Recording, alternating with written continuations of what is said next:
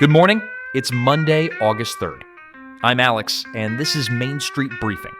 Today, a fresh wave of tariffs is already live. The first-year bill for small importers comes into focus, and the SBA opens grant money for supply chain relief. 3 stories, 5 minutes, done. A new round of reciprocal tariffs took effect Saturday, August 1st, with no grace period and no phase-in. The rates hit the moment goods clear customs. And there's a second clock running. A 50% tariff on many Canadian goods is set to start August 19th. If you import anything, this matters more to you than to the big chains, because the Commerce Department says 97% of importing firms are small businesses like yours. Here's the operational reality. The duty is owed on delivery, not when you place the order.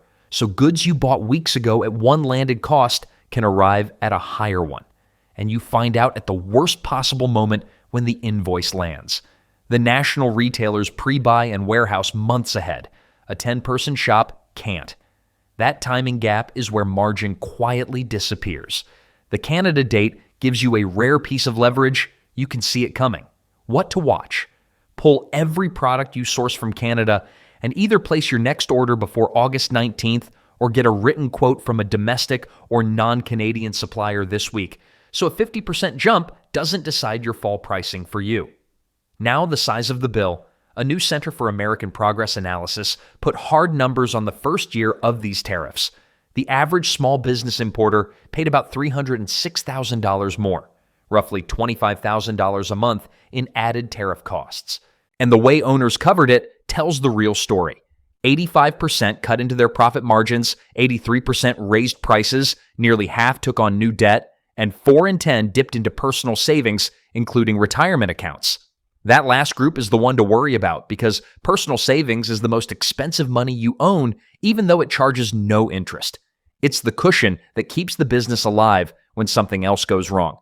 The lesson isn't to panic, it's to make the financing decision on purpose instead of by reflex.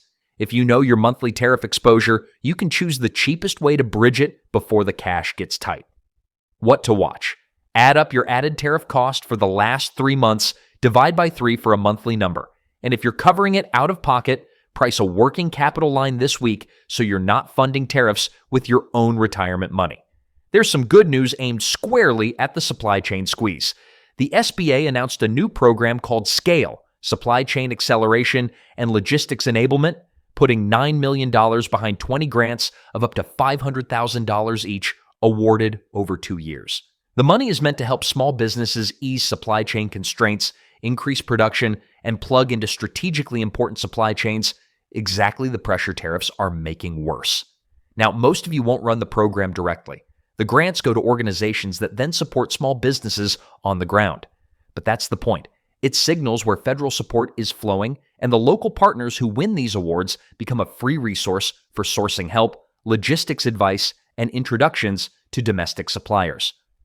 What to watch? Search sba.gov for the SCALE program this week, note the proposal deadline, and if you belong to an industry association or a local economic development group, forward it to them today, so a partner near you competes for money that could shorten your supply chain. That's your Monday. I'm Alex, back tomorrow with 3 more. Make it a good one.